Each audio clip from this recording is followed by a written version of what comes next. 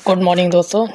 आज भारत की सरकार के द्वारा जो गिग वर्कर को एक नया फ़ायदा पहुंचाया गया है उसके बारे में थोड़ा देखते हैं। लेकिन देखने से पहले आप सभी को बता दूं, अगर आपने इस चैनल को सब्सक्राइब नहीं किया तो सब्सक्राइब कर लीजिए और वीडियो को लाइक ज़रूर कर दीजिए। देखिए, गिग वर्कर जो होते हैं उनका एक मेजर प्ले होता है इंडियन इकोनॉमी में। आज के डेट में खासकर ये चीज़ें बहुत ज़्यादा ट्रेंड में है।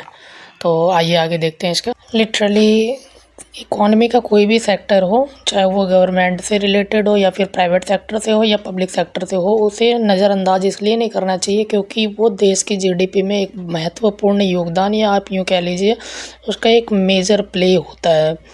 उनका एक रोल होता है जो कि किसी भी देश के डेवलपमेंट में बहुत अच्छा रोल प्ले करते हैं। तो जो गिग वर्कर होते हैं भारत में, आज उनकी आबादी तकरीबन 2.5 करोड़ पार है। जैसा कि देख लेते हैं थोड़ा ये न्यूज़ में सबसे पहली चीज़ें हैं। तो न्यूज़ में इसके आने का सबसे बड़ा रीज़न था कि जो यूनियन जो लेबर एंड एम्प्लॉयमेंट ऑर्गेनाइजेशन है, उन्होंने अभी हाल फिलहाल में इनकॉर्पोरेट करने के लिए गिग वर्कर को कुछ मांग रखी है। और basically I think it would be very fruitful for every single gig worker in India who has playing a major role at a ground level.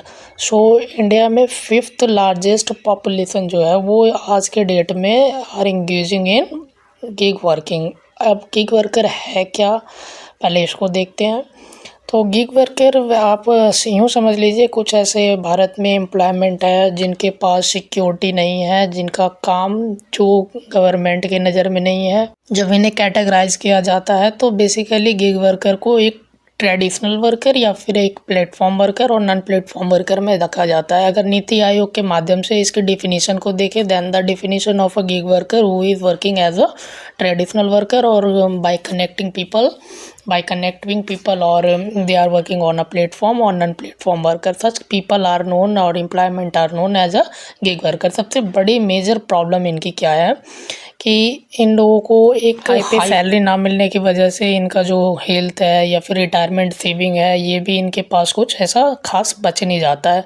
और हाँ, जेन्युइनली अगर आप इन चीज़ों को देखिए तो कोई बंदा अगर पूरे टेन्योर में अपने अर्निंग कर रहा है, 30 साल 40 साल के टेन्योर में अर्निंग कर रहा है, और फिर भी उसके पास अगर किसी तरह की सेविंग्स अपने ओल्ड एज सिक्योरिटी के लिए ना हो, तो ये एक बहुत ही बुरी चीज़ें हैं कि उन्होंने लाइफ टाइम काम क्यों करा। तो गवर्नमेंट ने इस चीज़ को लेकर के उनकी रिटायरमेंट सेविंग पे ध्यान दी है। 1 से 2% रेवेन्यू को सोशल सिक्योरिटी और फंड के माध्यम से उनके ऊपर खर्च करने के लिए दिया गया है। गिग वर्कर को हर एक ऑर्गेनाइजेशन या फिर कंपनी को ये इंसिक्योर किया गया है कि आपको 14 डे पहले उन्हें टर्मिनेट करने से या फिर कंपनी से पास आउट करने से आपको उन्हें एज ए ट्रांसपेरेंटली बताना पड़ेगा कि लिटरली आप उन चीज़ों को हटा क्यों रहे हो। उनकी एक प्रॉपर रीज़न आपको मेंशन करनी पड़ेगी। तीसरा है कि कंपनी, ऑर्गेनाइजेशन और एम्प्लॉय के बीच में आपको एक ट्रांसपेरेंसी क्रिएट करनी पड़ेगी। By the mean of transparency, आज के डेट में एक एम्प्लॉय को कभी उसके वर्क प्लेस पे ये नहीं बताया जाता है कि definitely what they have to do. So you have to tell them every single thing correlated with them and their job.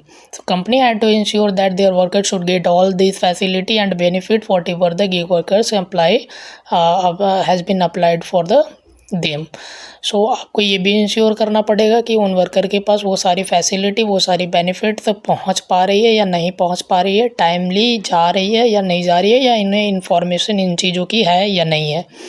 तो इन सभी चीज़ों को लेकर के एक गिग वर्कर के लिए रखा गया है। तो मेरे ख्याल से literally that would be proven benefit. इसी के साथ में हम ये तो जानते ही हैं कि मैटरनिटी वर्कर एक्ट 1961 के अकॉर्डिंग अगर कोई भी वुमेन वर्कर है तो उन्हें एक मैटरनिटी पर्क दिया जाता है। Maternity perk, it means by you have to pay them 26 weeks of salary along with their job security without getting any kind of work from them. Okay, as I told you earlier कि इनका role 20 billion revenue help कर रही है India की GDP में। 5th largest population है जो आज के डेट में इंडिया में एम्प्लॉयड है विद दैम गिग वर्कर्स।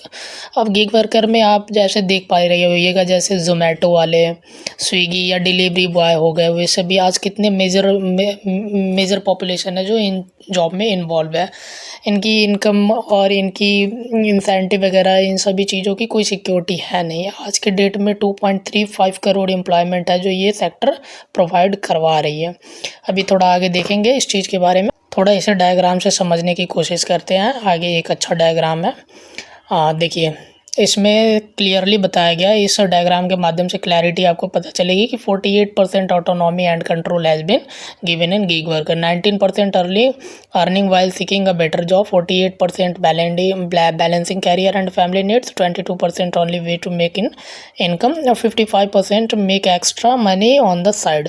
तो ये सारी चीज़ें भी हैं जो एक इंस्पायर करती है ना काम करने के लिए। इसमें देखिए gig worker force in India, her sector में डिफरेंट टाइप के जॉब है। यहाँ पे लैक में इनका दिया हुआ है जो भी इनका सेगमेंट है।